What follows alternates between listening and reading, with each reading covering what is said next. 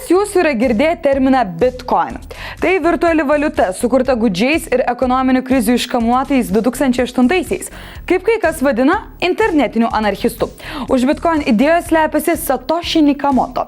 Net praėjus 5 metams vis dar kuriamos teorijos, ar tai vienas asmuo, ar grupė žmonių ir kodėl jis pasitraukė į šešėlius, romantiškai kalbant. Ir beje, šiuos pinigus, kuriais jau galima atsiskaityti vis daugiau parduotuvių, įsigyti paslaugų, prekių, investuoti ir žaisti biržoje, galima pasidaryti pačiam. Bent jau nuo to viskas prasidėjo. Kas yra Bitcoin? 2008 metais kilusi Bitcoino idėja priklauso Satoshi Nakamoto. Tačiau greičiausiai po šiuo pseudonimu slėpėsi grupė žmonių, kurie niekuomet taip ir neatskleidė savo tapatybių. Svarbu, kad čia nėra jokios centrinės kontroliuojančios ar spausdinančios organizacijos. Visa kontrolė vykdoma automatiškai per torrento analogo peer-to-peer principų veikianti pasaulinį kompiuterių tinklą. Įdomiausia, kad pinigus, kurie iš esmės yra ilga simbolių eilutė, nuo pat pradžių kiekvienas galėjo pasidaryti pats. Juos sugeneruoja kompiuteris, spręsdamas tam tikrą sudėtingą algoritmą. Deja, dabar prie savo laptopų mes to nebepadarysime. Mat pradžioje algoritmai buvo palyginti paprasti, tad pirmieji naudotojai galėjo lengvai praturtėti gamindamiais pinigus. Čia algoritmai sukurti taip, kad nuolatos darosi sudėtingesni. 2009-aisiais už pirmųjų užduočių sprendimą iš karto gaudavai 50 bitkoinų, dabar tik 25. Ir taip ši suma kas ketvirtį mažės. Šiuo metu bitkoino gamybos procesas reikalauja specializuoto kelių procesorių serverių tinklo, aprūpinto 10 vaizdo kortų. Jas gamina susivienijusios grupės, vadinamos kasėjais, mineriais. Kaip aukso kasėjai, nes kaip ir auksas, bitkoinai yra lengvai randami, o vėliau reikia leistis giliau. Tačiau bitkoinų iš viso bus tik 21 milijonas, o paskutinysis iškastas bus 2140 metais. Tiesa, kol kas apyvartoje jų iškaista yra net 11 milijonų. Taigi, tokie pinigai yra priversti nuolatos brangti, o jų realumas priklausys tik nuo perkamosios galios.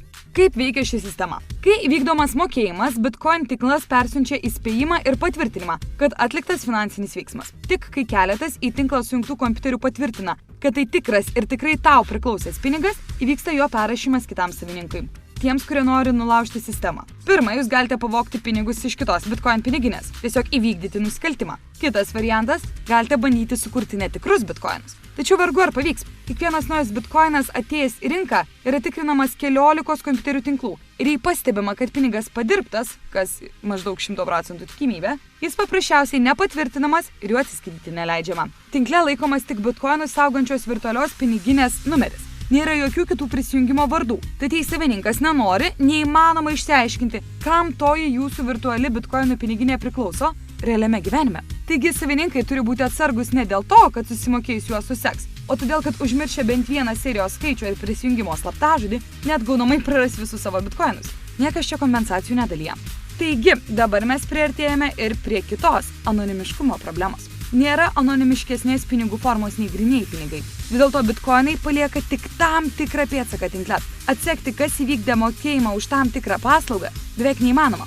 Anoniminiai pinigai atveria neregėtų galimybių ir juodai rinkai. Tad nenuostabu, jog bitkoinai ir čia sukuria didžiąją savo vertės dalį. Juodajame arba giliajame internete DeepNet, kuris prieinamas tik per tornetą, veikia tokios nesugaunamos svetainės kaip Silk Road. Jie atrodo kaip paprasčiausia virtuali parduotuvė, bet prekiajimo čia visokių rūšių narkotikais, kuriuos pirkėjai pristatys tiesiai nurodytų adresu. Tiesa, FTB grasina konkrečiai šią svetainę likviduoti iki šios vasaros, bet ji vis dar veikia, o internete atsirado lažybų svetainė, kur galima statyti savo bitkoinus už ir prieš FTB sėkmę.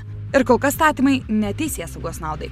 Bitcoin pinigų vertė auga kaip ant mielių. 2009 m. sausį pradėjus veikti sistemai, vienas bitcoinas nekainavo nieko, o 2010 m. rugsėjį buvo vertas 10 JAV centų, o dolerio ribą peržengė 2011 m. vasarį. Jau tų metų gegužę bitcoinas buvo parduodamas už $27, šiuo netrukus kaina krito iki $3,5 už vienetą. Taip atsitiko, nes programišiai atakavo MyBitcoin ir MTGOX svetaines ir iš ten pavogė nemažai virtualių pinigų. Tačiau šiuo metu vieno bitcoino vertė siekia beveik 30 JAV dolerių ir auga lyg pasiutusi. Bitcoin valiuta susidomėjo ir investuotojai, tarp jų ir Vinkalvos dvyniai, kurie bylinėjosi su Marku Zuckerbergu dėl intelektinės nuosavybės pažeidimų, kuriant Facebook, jeigu prisimete du tokie aukšti blondinai. The New York Times teigimu, broliams priklauso net 11 milijonų JAV dolerių vertės Bitcoin santaupos.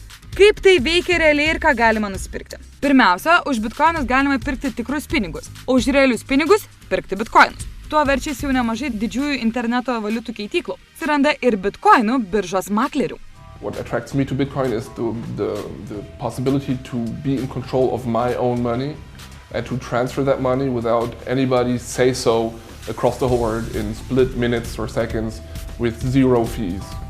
Ta dalis be mokesčio ir yra kol kas patraukliausia dažniausiai smulkiesiems verslams. Bet to pasaulyje jau pilna barų ir parduotuvių. Tiesa, pastarosios dažniausiai kažkaip susijusios su programišių pasauliu, kur galima atsiskaityti bitkoinais. Tokių vietų žemėlapyje matome, kad artimiausia mums vieta – mažytis jaunimo viešbutis Rygos centre. O labai geras pavyzdys – Kreuzbergo miestelis Vokietijoje, kur bandoma įkurti bitcoin bendruomenę. Čia bitcoinais galima atsiskaityti parduotuvėje, bare, viešbutyje. I first came across Bitcoins because two Spanish friends of mine who were very worried about the way the economy was going in Spain decided to invest their inheritance in Bitcoins. It was 30,000.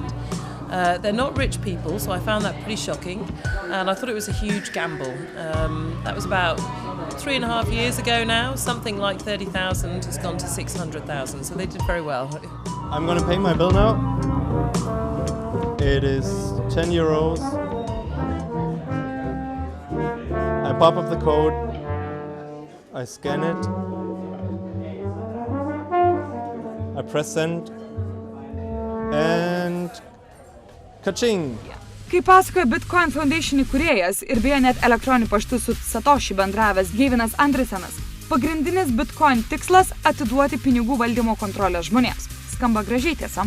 Tačiau JAV federalinis rezervas pareiškia, kad Bitcoin neturi visų įprastiniams pinigų būdingų bruožų, nors kai kuriuose srityse gali atlikti pinigams būdingas funkcijas. Tuo tarpu Europos centrinis bankas, paklaustas apie virtualias valiutas, atsakė, kad pernelyg didelis šio pobūdžio valiutų populiarumas pakenktų centrinių bankų reputacijai. Arba, kaip norėtų kiti, juos ir panaikintų. Bitcoino alternatyvų kasdieną steigiasi vis daugiau. Ar turėsime virtualių valiutų biržą? Galbūt. Galbūt pirksim, parduosim bitcoinus, litecoinus ar kokius kitus coinus. Kol kas tiesa pažįstu tik vieną žmogų, įsigijusių šių pinigų. Jo nuomonė – tai mūsų finansų ateitis. O jūs, ar investuotumėte taip? Ar pasitikėtumėte? Jeigu kas jau esate įsigiję bitcoinų ar jiems alternatyvų, būtinai pasidalinkite nuomonę komentaruose.